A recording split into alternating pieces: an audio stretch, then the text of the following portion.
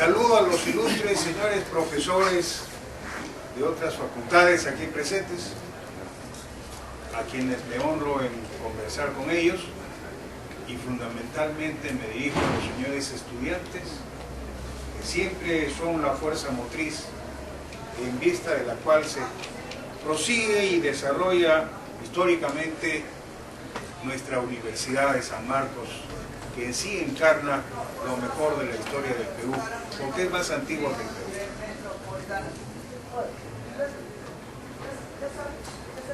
He creído, dentro de la infinitud de temas y problemas e interpretaciones, darle una suerte de prolegómeno o una reflexión que podría desarrollar a partir de la escuela histórica y con sus proyecciones y consagraciones normativas y maestros en todo lo largo del derecho y de la filosofía. Esta, como he sabido, surge la escuela histórica como un eco a un movimiento que se estaba gestando como reacción contra la ilustración o contra el iluminismo imperante. Todo racionalismo a ultranza, todo silogismo y todo racionalismo, tal como imperó en Prusia, especialmente a lo largo de los siglos, especialmente XVII. El racionalismo ilustrado, que tuvo en la filosofía de Leibniz, Pufendorf, Wolff, Nettelblatt, y en sus grandes códigos, como fueron el Código de Derecho Civil Prusiano, el ALR, y la Ordenanza Judicial, o AGO, de 1791. Contra este racionalismo ultranza que cristalizó y se encarnó en los códigos citados y en los grandes maestros aludidos, surge un movimiento que era el Sturm und Drang, es decir, tempestad y pasión. Sturm, tempestad, igual que en inglés storm, tempestad, und Drang, pasión, fuerza y todo lo que tiene que ver con lo no racional precisamente. Es decir, la cuna del romanticismo en la poesía, en la literatura, en la música y, por cierto, que en nuestro tema, en la filosofía y el derecho. Al calor o bajo el auspicio del Sturm und Drang, Schiller, los hermanos Grimm, Goethe, en la literatura. Especialmente iba a aludir a un ilustre poeta cuyos versos los declamaba el maestro que aquí está entre nosotros, José León Barandaraña. Pero quiero especialmente aludir a la música de Beethoven, a la música de Brahms, a la música de Franz Liszt, a la de Chopin y sobre todo a la de un genio incomprendido y acaso calumniado, que fue un gran abogado, pero sobre todo un genial compositor, Piotr Ilich Tchaikovsky. Oíd, mis queridos amigos, sus hermosas sinfonías, sus poemas sinfónicos, sus conciertos y en fin toda la música genial. Dicen que un día sus alumnos, que era admirado por todos sus alumnos, lo juzgaron y lo condenaron a beber una copa del agua que discurría ahí al pie de Leningrado o de San Petersburgo, una copa de agua que estaba infestada de cólera. Y cumpliendo o acatando, como antaño Sócrates, a quien usted ha citado, también cumple con beber la cicuta sin temor a la muerte, que es la gran enseñanza, la sublime enseñanza del maestro de Atenas. Vivir con dignidad y morir sabiamente. como los grandes maestros de todos los tiempos, como lo fue también el gran y sublime maestro de Jerusalén, el Rabí de Galilea, o el sabio maestro de Atenas y tantos más que podríamos citar. Pues lo juzgan los muchachos y lo condenan por acusarlo de un mal que está de moda, pero que yo los pongo en guardia, que definitivamente es una situación muy humana, acaso incomprendida, pero que ha de ser juzgada con frialdad y sin pasionismo. A buen entendedor, pocas palabras. Ustedes saben ya de qué tema estamos acaso insinuando. Pero el Sturm und Drang fructifica sobre todo en la obra de Gustavo Hugo, pero fundamentalmente en la obra de un genial maestro que triunfaría en Berlín, pero que su tesis era sobre la defensa de la posesión y que le daba gran importancia al elemento de la posesión, que es el elemento subjetivo, el animus possidendi o animus rem sibi habendi.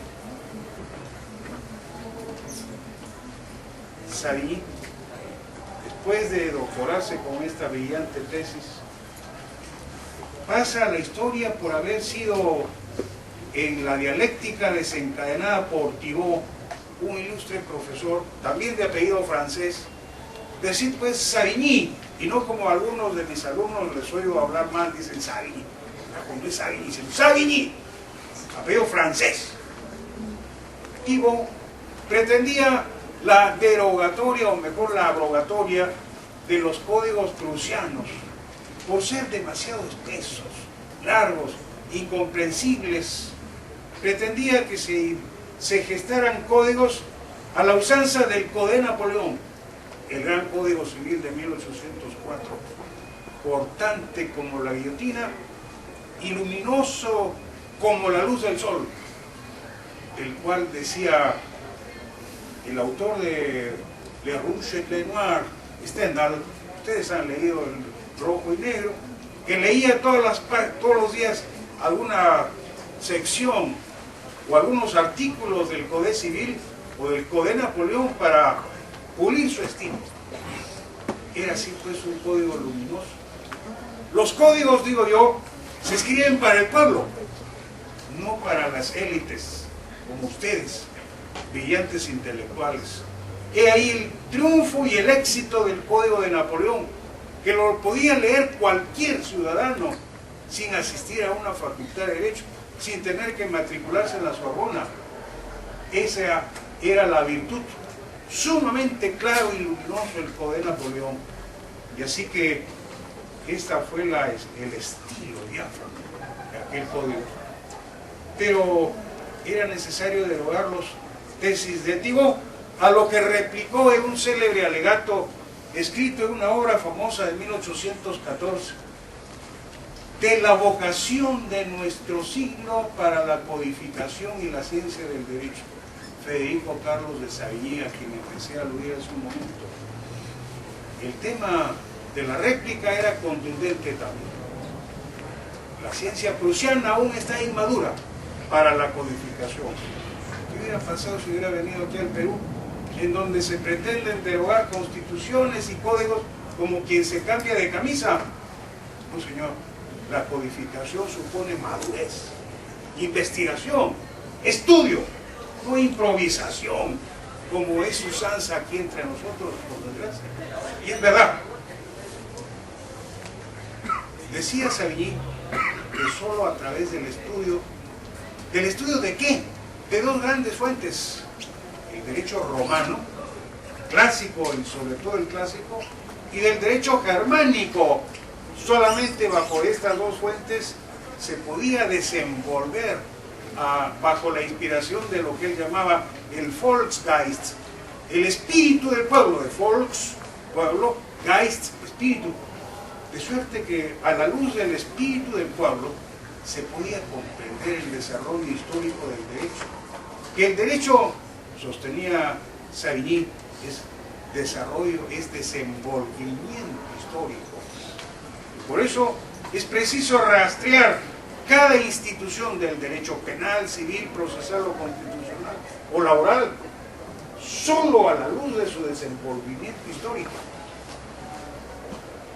Esta fue pues la tesis fundamental de Savigny, planteada en su de la vocación de nuestro siglo para la vocación en la ciencia del derecho. No contento con ello, el maestro de Frankfurt, que había nacido en Frankfurt, el ilustre historiador a quien aludo, había nacido en 1779 y moriría en Berlín en 1861. Pues, no contento con el libro citado, funda en 1815 una revista fundamental, la revista para la ciencia del derecho históricamente considerada, la Zeitschrift für die geschichtliche Rechtswissenschaft. He aquí el neologismo de Savigny, la Rechtswissenschaft, la ciencia del derecho, pero entendida y desarrollada a la luz de la historia. He ahí el aporte de la escuela histórica, he ahí el neologismo genial de Savigny, que fue todo un neologismo bajo cuya inspiración se desarrolla en las páginas de esta revista una serie de trabajos y estudios formidables de grandes maestros como Blume, que descubre las masas blumianas en el digesto, entre otros ilustres maestros largos de citar. Pero se va forjando también una filial de la escuela histórica, la escuela de los pandectistas alemanes, quienes pretendían explicar y comentar las viejas pandectas de Justiniano, que eran del siglo V, a la luz de los principios que iluminaban la ciencia del siglo XIX. Era pues el pandectismo, cuya característica era la del conceptualismo ultranza. Diría que característica heredada de su antecesora, la escuela de los filósofos de la Ilustración, ya citados, Savigny, Leibniz, Pufendorf, Wolf, Nettelblatt, entre otros, básicamente ellos. Y así que en la revista se empieza a forjar la escuela de los pandectistas, discípulos de Savigny, como lo fueron un maestro de apellido horroroso, Buchta, apellidado el ilustre pandectista alemán, P-U-C-T-A, la Ch se pronuncia J en alemán, Buchta, quien escribe un fundamental estudio sobre el derecho consuetudinario alemán y también otro notable estudio sobre el derecho de pandectas. Así pues se va gestando, desarrollando y desenvolviéndose esta notable y fundamental escuela que ha tenido sus grandes y brillantes maestros. Es un maestro que acá no se lee, Binscheit. Aludo a Bernhard Binscheit. Y digo que aquí no se lee porque el Código Procesal Civil peruano, estoy hablando entre abogados, parece que demuestra el Código Procesal que nadie ha leído a Binscheit, que han mal integrado esto y corran traslado de lo que yo digo. Porque la que pudiéramos llamar así llamada escuela procesalista peruana nos demuestra a lo largo y ancho de los artículos del CPC que jamás leyó a Binscheit y que no sabe qué es pretensión y que no sabe todo lo que es el conjunto de dimensiones planteadas por el ilustre maestro en su tratado de pandectas y fundamentalmente en un luminoso estudio de la acción del derecho romano desde el punto de vista del derecho. No digo leída, ignorada o leída de segunda o tercera mano. Por eso tenía razón Savigny: mientras no madure la ciencia prusiana, prohibida la codificación. Y esta tesis, este programa del maestro Savigny se mantuvo a lo largo de muchos años. Sin embargo, continuaron los estudios de los pandectistas alemanes en las investigaciones publicadas en la revista citada, tantos que pudiéramos pasarnos más de una hora citándolos. Yo quiero citar solamente uno, porque tuvo trascendental importancia en nuestro Código Civil de 1936. Mis ojos no están bien, pero que mi maestro León Barandiarán, no necesito verlo para sentirlo en mi corazón y en mi afecto, que su espíritu está flotando entre nosotros.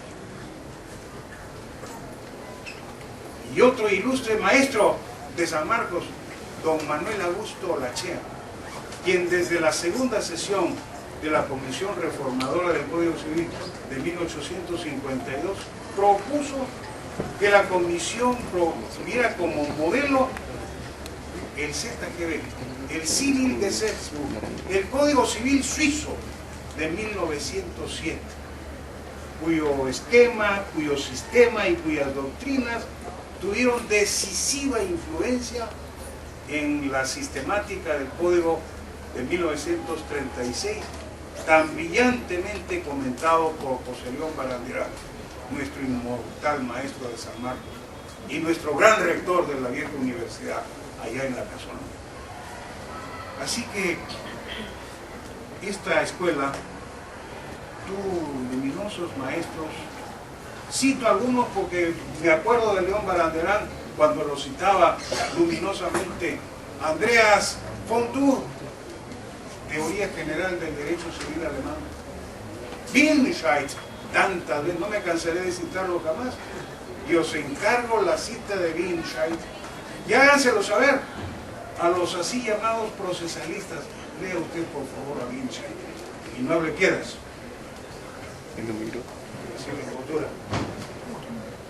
Pues además de los citados, Zitelmann, Endemann, Planck y muchos más.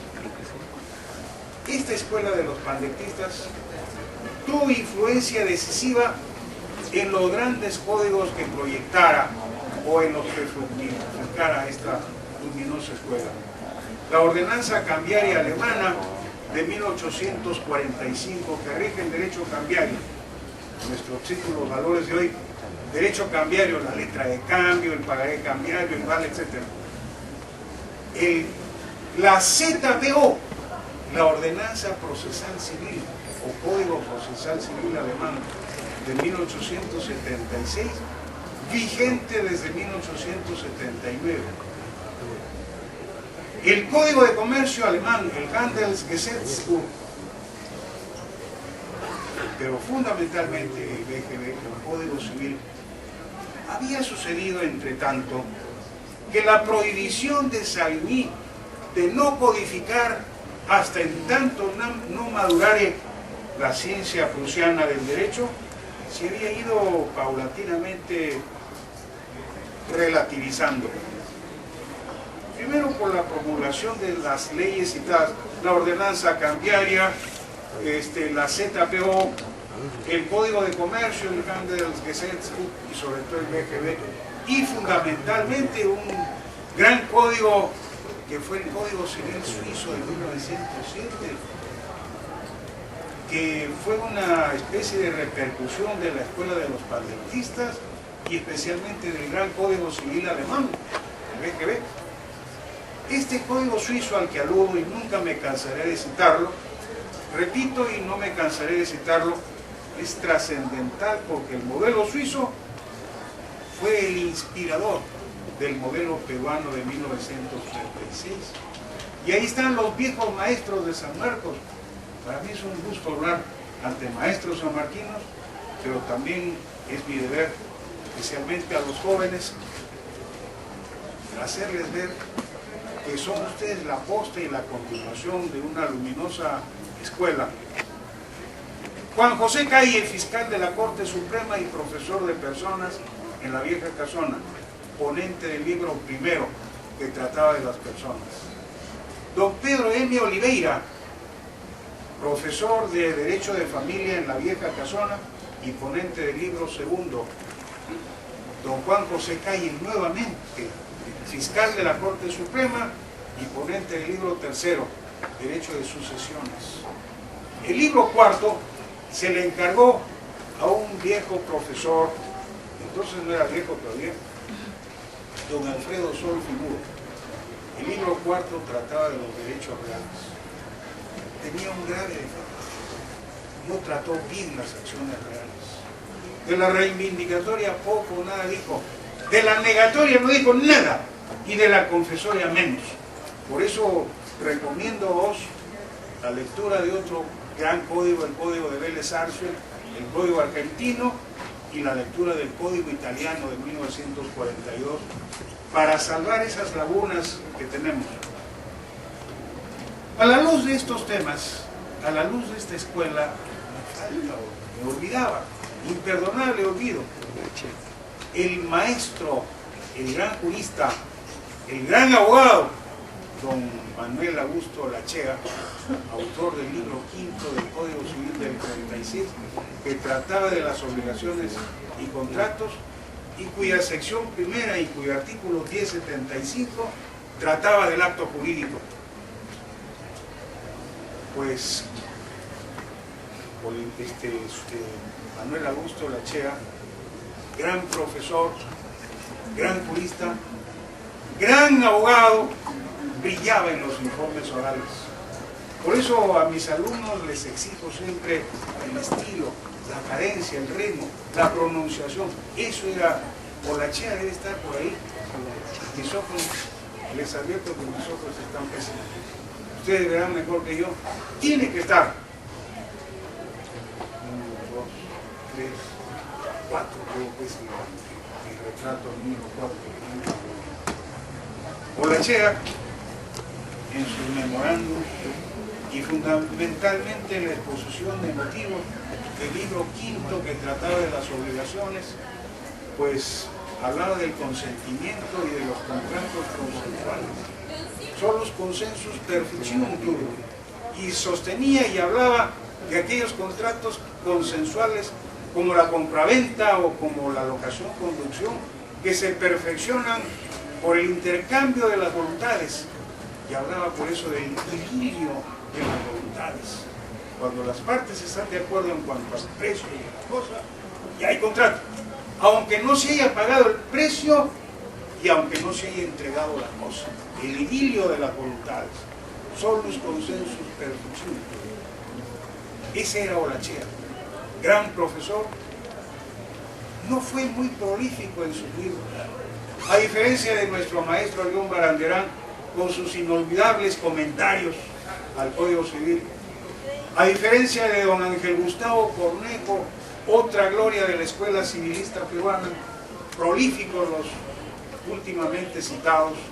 Cornejo, a quien desde esta silla y desde este podio saludo reverentemente, dice mi padre que un día lo escuchó en la sala de su casa cuando era un niño aún, hablar sobre la condición suspensiva y haber tratado en breve reunión de amigos, cuando no había radio ni televisión, que había solamente pisco, eran pesqueros los viejos.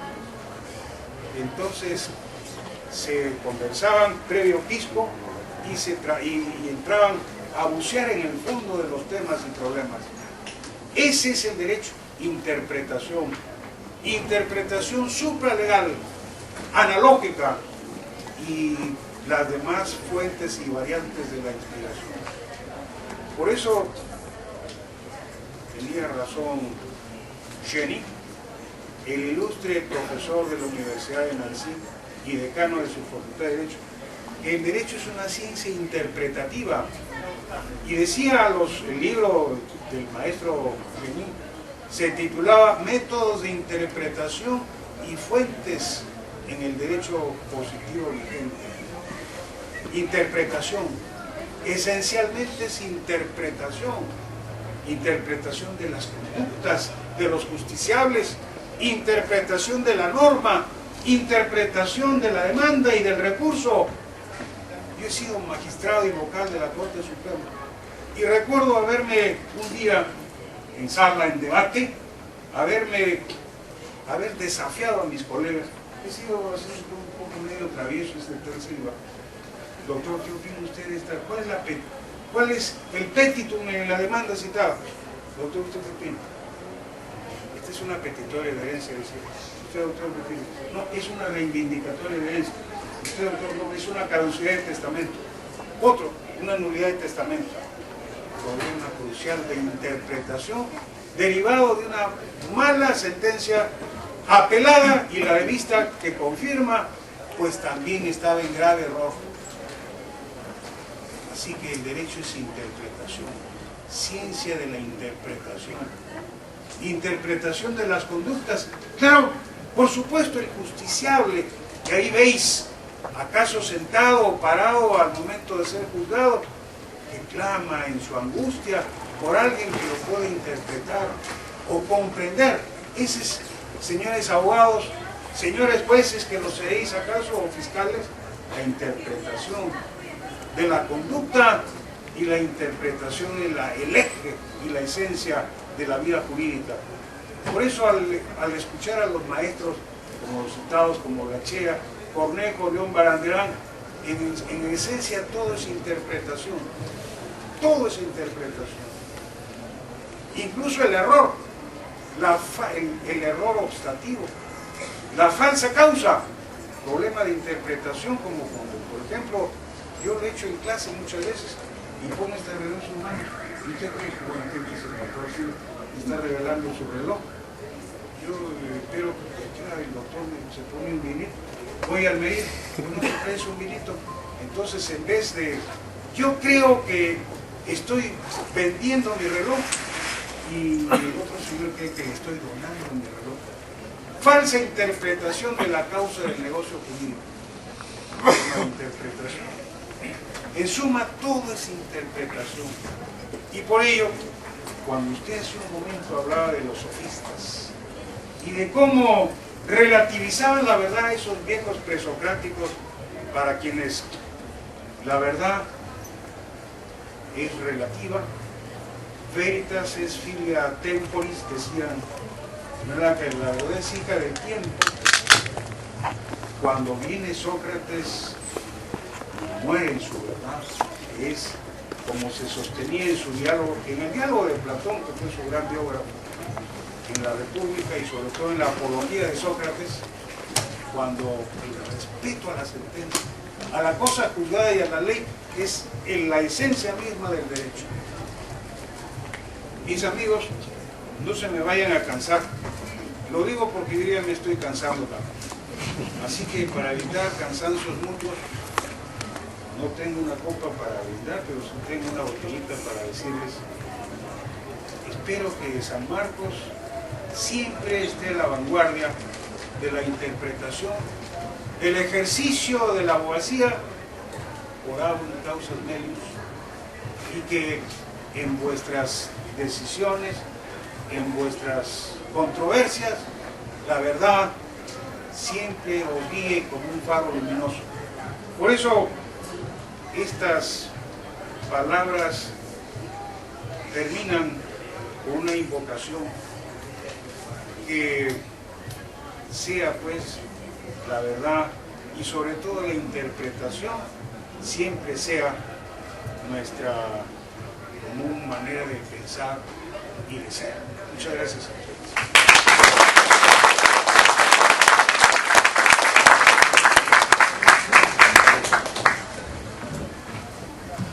Seguidamente, si pudieran ya realizar las preguntas, porque no nos confirman los determinados expositores que iban a venir, y creo que